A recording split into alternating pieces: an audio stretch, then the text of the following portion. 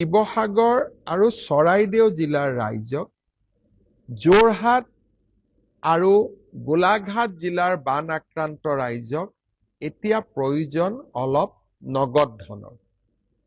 অৰ্থাৎ ঘৰত বোকা সোমাইছে, পলস সোমাইছে, ঘৰত যোৱাৰ পৰিৱেশ নাই, ঘৰখন ঠান-ঠিত লগোৱাৰ বাবে সুবিধা নাই, আৰু হয়তো বানপানীয়ে হাতত থকা টকা কেইটাও উটুৱাই লৈ গৈছে।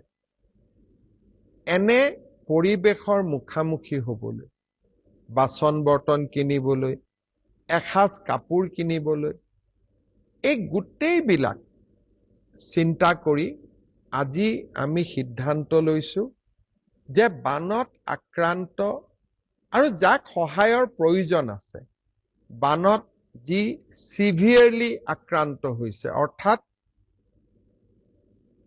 বানে যাক সৰ্বশান্ত কৰিছে, তেনে আটাইবোৰ পৰিয়ালকে অহা 4-5 দিনৰ ভিতৰত আমি 15,000কৈ টকা তেওঁলোকৰ বেংক একাউণ্টত ট্ৰান্সফাৰ কৰিম। অৰ্থাৎ বানত গুৰুতৰভাৱে আক্ৰান্ত প্ৰতিগৰাকী পৰিয়ালে তৎকালীনভাৱে চৰকাৰৰ পৰা 15,000 টকা লাভ কৰিব। ৰাতিপুৱা মই জিলা আয়ুক্তসকলৰ লগত বহিছিলোঁ। কিছুমানে কৈছে যে নাজিৰাত প্ৰায় 20,000, চৰাইদেউ জিলাত 13,000, ডিমৌতো প্ৰায় 13-14,000, শিৱসাগৰত 20,000, গোলাঘাট আৰু যোৰহাট জিলাতো, অৰ্থাৎ মই ধৰি লৈছো যে প্ৰায় 1 লাখতকৈও বেছি পৰিয়ালক এই সাহায্যৰ হয়তো প্ৰয়োজন হ'ব। যদি আমি ধৰিও লওঁ যে আমি 90,000, 1 লাখ পৰিয়ালক 15,000কৈ টকা দিম, আৰু এই টকাৰে অকণমান বাঁহ, অকণমান টিংপাত বা অন্তত ঘৰখন সাফ কৰাই ল'বৰ বাবে বা ঘৰখন চাফা কৰাৰ বাবে তেওঁলোকে কিছু সকাহ পাব। আজিৰে পৰা জিলা আয়ুক্তসকলে তেওঁলোকৰ তলত বা তেওঁলোকৰ লগত কাম কৰি থকা চৰকাৰী কৰ্মচাৰীসকলৰ লগত একেলগে কাম কৰি এই তালিকাখন প্ৰস্তুত কৰিব, আৰু প্ৰতিদিনেই তালিকা আহি থাকিব আৰু চৰকাৰে পুঁজি মুকলি কৰি গৈ থাকিব। অৰ্থাৎ অন্তৰ্বৰ্তীকালীন সাহায্য হিচাপে, ইন্টাৰিম ৰিলিফ হিচাপে প্ৰতিটো পৰিয়ালকে আমি 15,000 টকাকৈ আগবঢ়াম। শ্ৰদ্ধাৰ ৰাইজ, অৰুণোদয় আঁচনি আমি 3 আগষ্টৰ পৰা বিতৰণ কৰা কথা আছিল। ইয়াক এতিয়া আমি 1 আগষ্টৰ পৰা দিম।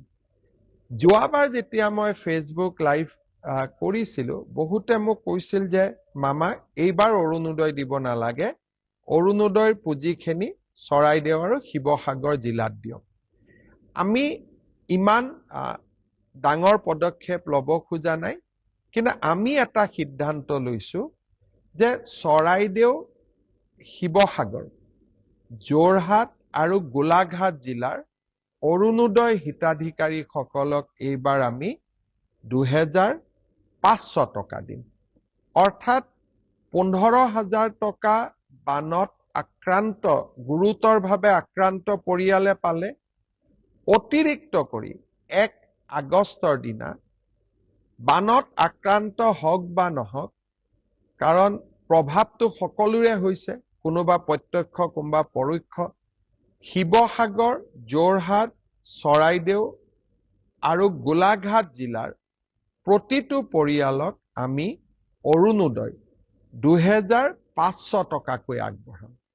অৰ্থাৎ 15,000 টকা আমি গুৰুতৰ আক্ৰান্ত সকলক দিলো, অতিৰিক্ত আৰু 2,500 টকা অৰুণোদয়ৰ পৰা পালে, 17,500 হ'ল।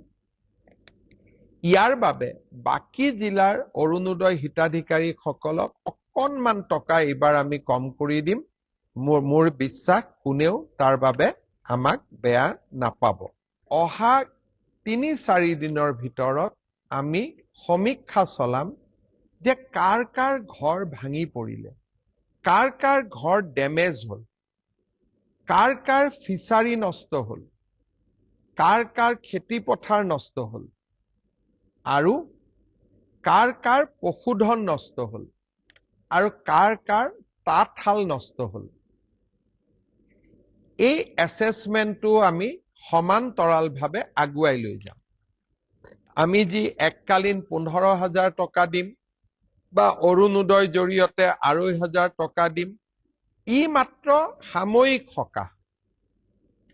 কিন্তু যাৰ ঘৰ ভাঙিছে, ঘৰ ক্ষতি হৈছে, তাক ঘৰ বনাবৰ বাবে, যাৰ পশুধনৰ মৃত্যু হৈছে তাক পশুধনৰ বাবে, যাৰ তাঁতশালখন নষ্ট হৈছে তাক তাঁতশালখনৰ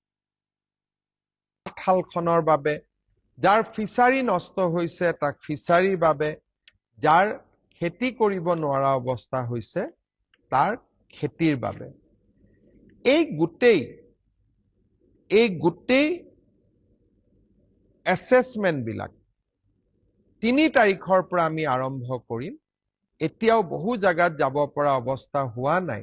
আমি লাহে লাহে এছেছমেণ্ট কৰি ৰাইজক সম্পূৰ্ণ ক্ষতিপূৰণ, য'ত যেনেকে আমি নৰ্মছ মতে যিমান পাৰো আমি ৰাইজক যিসকল ৰাইজৰ ক্ষতি হৈছে তেওঁলোকক আমি ক্ষতিপূৰণ দিবৰ বাবে প্ৰচেষ্টা কৰিম। ইনফ্ৰাষ্ট্ৰাকচাৰ, স্কুল নষ্ট হৈছে, নামঘৰ নষ্ট হৈছে, ৰাস্তা নষ্ট হৈছে, ট্ৰান্সফৰ্মাৰ নষ্ট হৈছে, খোৱা পানীৰ ব্যৱস্থা নাই। আজি আমি বহুত জাগাত নতুনকৈ হেণ্ড টিউবেল দিয়াৰ বাবেও কিছু পুঁজিৰ আমি অনুমোদন কৰি দিছো।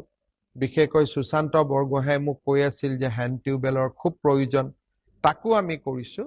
কিন্তু মই শিৱসাগৰ আৰু চৰাইদেউ জিলাৰ ৰাইজক আশ্বাস দিম যে আমাৰ যিমান ৰাজহুৱা সম্পত্তিৰ ক্ষতি হৈছে সেই গোটেইবোৰ ৰিপেয়াৰ কৰা, নৱনিৰ্মাণ কৰা, নতুনকৈ নিৰ্মাণ কৰা, সি মোৰ দায়িত্ব আৰু কৰ্তব্য হ'ব।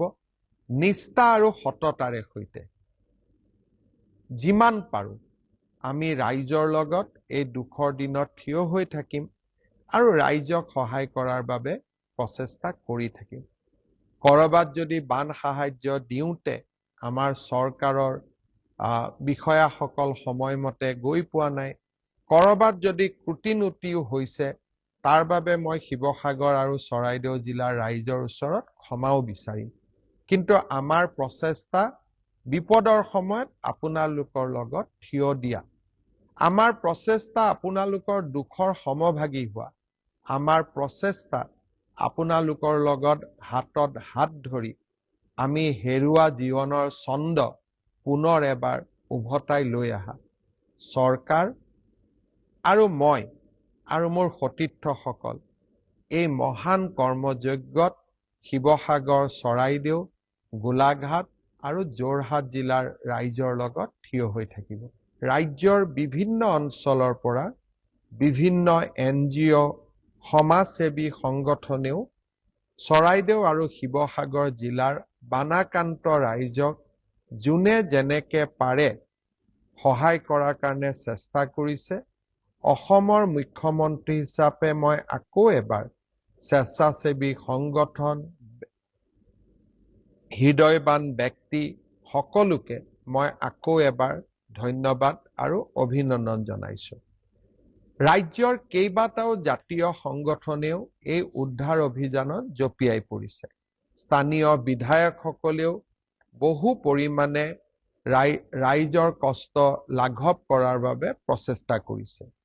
এই সুযোগতে শিৱসাগৰ আৰু চৰাইদেউ জিলাৰ স্থানীয় বিধায়ক ধৰ্মেশ্বৰ কোঁৱৰ, সুৰুজ, ময়ূৰ আৰু মন্ত্ৰী সুশান্ত বৰগোহাঁই, অখিল গগৈ, মই সকলোকে ধন্যবাদ জনাইছো।